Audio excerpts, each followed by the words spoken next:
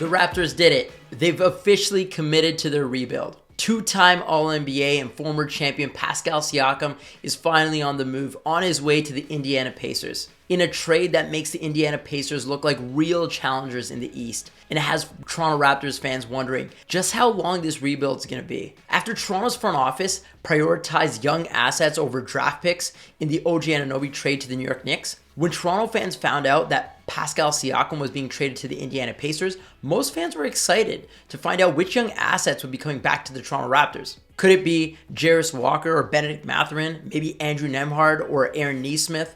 Unfortunately not. Surprisingly, Toronto wasn't able to actually get any of them, and this trade was centered around draft picks instead. Let's take a deeper look at what exactly happened here in this trade. So first of all, this was initially reported as if it was a 3-team trade, when actually it was executed as 2 separate trades. The first was a trade to bring Kira Lewis Jr. and his $5.7 million salary to the Indiana Pacers. And in order to create a roster spot for Kira, Indiana had to waive James Johnson. But this was a mutually beneficial trade because Indiana needed additional salary to add to their trade with Toronto, but didn't want to include any of their young players. And from New Orleans' perspective, they desperately needed to find a way to shed at least $3 million in salary in order to get below that tax line. Now let's do a quick aside to New Orleans before we get back to the core of this trade. New Orleans was about $3 million over the tax and are now $2.8 million under the tax after having moved Kira Lewis. They also gained a little more room under the apron to operate with and created a second available roster spot. If New Orleans didn't make any changes, they were going to have a tax bill of about $4.4 million.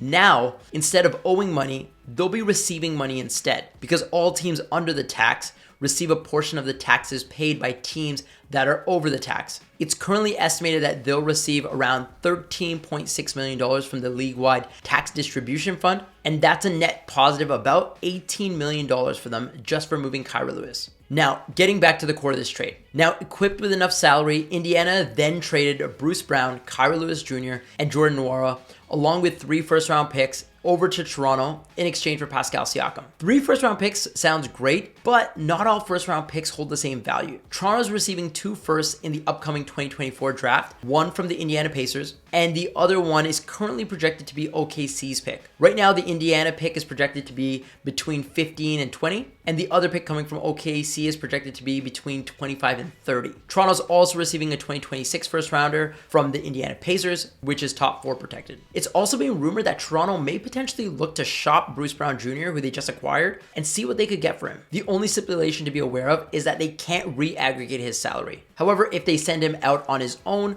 then he can be retraded immediately.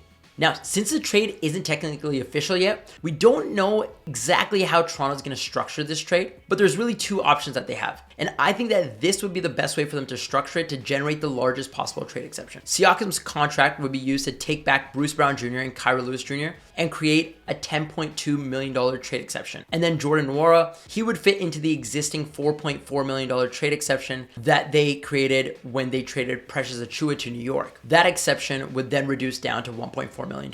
This leaves them with 2 trade exceptions, one for $10.2 million and one for $1.4 million.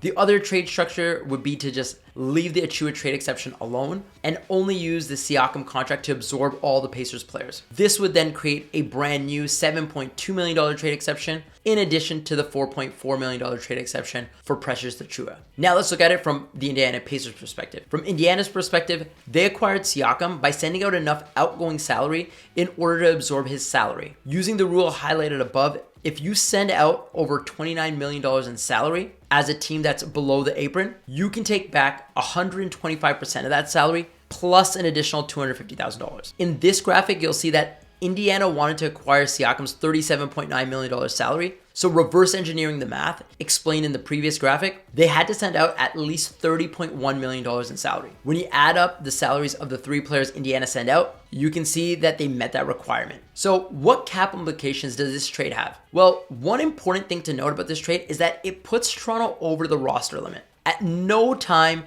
during the season can a team exceed 15 players on the roster, and this trade would put Toronto at 16 players. So they actually need to waive 1 player before this trade can be made official. In addition to that, the trade also created a little bit of additional room for Toronto under the tax and the apron. And looking ahead to the offseason, Toronto now has the ability to operate as a team with significant cap space. If they either trade away Bruce Brown or decline his team option and then renounce all the other free agents except Emmanuel Quickly, they'll go into the offseason with 4 open roster spots and over $34 million of cap space. Not enough to sign a max player, but enough to add some additional pieces around this team. Now, from a draft pick perspective, this is what Toronto now has. They'll likely have 5 first-round picks over the next 3 drafts, and went from being okay with trading out of a draft spot in a weaker draft class to now controlling this draft, potentially having 3 picks in it. Toronto owes San Antonio one of their first-round picks sometime between 2024 and 2026, but keep it each year that pick is in the top 6 of the draft. Now, right now, based on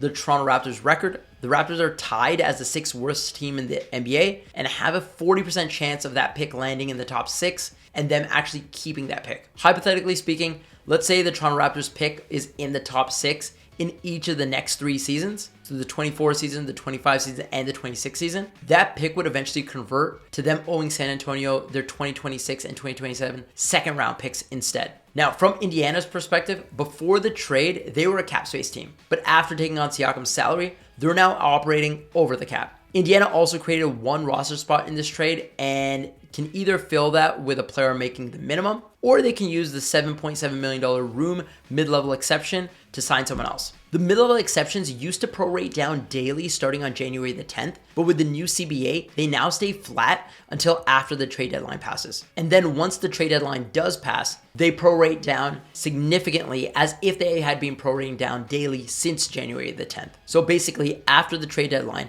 that $7.7 million room mid-level exception is going to drop to $6.3 million and then continue to descend down daily. From Indiana's perspective, they're now going to be well over the salary cap next season. But by how much they're going to be over is going to be determined by 2 main factors. One, how much Pascal Siakam is re-signed for. I'm going to assume that he's going to get the max at least in year 1, which is $42.6 million in this projection. And then 2 is if Tyrese Haliburton plays 65 games this season, he's likely going to make All-NBA and have his salary bumped up from 25% of the cap to 30% of the cap next season. That would add about $5 million to Indiana's payroll. So you can see in the first column, I'm making a projection based on the fact that Haliburton misses All-NBA, and that's mainly around the fact that right now he's hurt. So him hitting that 65 games mark is going to be a close call. And then in the second column is going to be under the assumption that Haliburton makes All-NBA. So what you can see is that the Indiana Pacers will likely have somewhere between $18 to $23 million of room under the luxury tax line, depending on what the official salary cap numbers come in at.